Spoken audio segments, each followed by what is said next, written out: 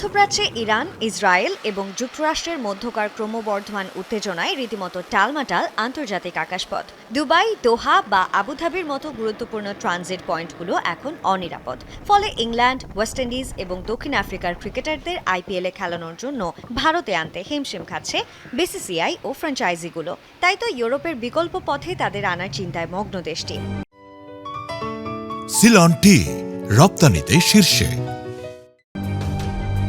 বিপত্তি শুধু এখানেই নয়, একাধিক তারকা ক্রিকেটাররা নাকি পড়েছেন চোটে, অর্থাৎ যুদ্ধের দামামার সাথে যুক্ত হলো ইনজুরির মিছিল। ফলে তাদেরকে পাওয়া নিয়ে শঙ্কা জেগেছে দলগুলোর, যাদের মাঝে অন্যতম অস্ট্রেলিয়ার টেস্ট অধিনায়ক প্যাট কামিন্স।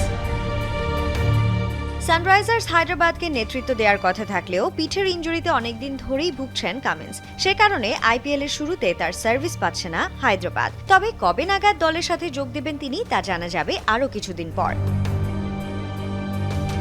বাঁহাতি তারকা পেসার মিচেল স্টার্কের আপাতত কোনো ইনজুরি সমস্যা নেই, তবে অতিরিক্ত ওয়ার্কলোড ম্যানেজমেন্টের কথা চিন্তা করতে হচ্ছে তাকে। এছাড়া ক্রিকেট অস্ট্রেলিয়াও তাকে নিয়ে ঝুঁকি নিতে রাজি নয়। ফিটনেস নিয়ে ইতিবাচক বার্তা পেলেই দিল্লি ক্যাপিটালসে খেলতে পারবেন স্টার্ক।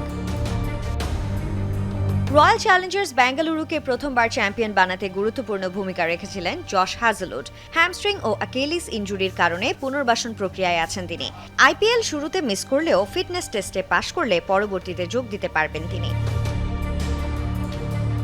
হ্যামস্ট্রিংয়ের চোটে আইপিএল এর পুরো আসর থেকেই বিদায় নিতে হয়েছে নাথান অ্যালিসকে। চেন্নাই সুপার কিংসকে নেতৃত্ব দেওয়ার কথা থাকলেও ফ্র্যাঞ্চাইজিটি এখন খুঁজছে তার বিকল্প।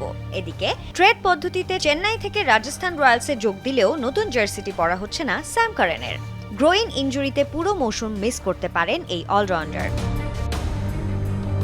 পায়ের চোটের কারণে আইপিএল এর আসর থেকে ছিটকে গেছেন Aussie pacer Jack Edwards. Sunrisers হায়দ্রাবাদের হয়ে অভিষেক হওয়ার কথা ছিল এই পেসারের। অপরদিকে ব্যক্তিগত কারণে আইপিএল এর শুরুর অংশ মিস করবেন লোকি ফার্গুসন। আপাতত পরিবারের সাথেই সময় কাটাতে চান তিনি।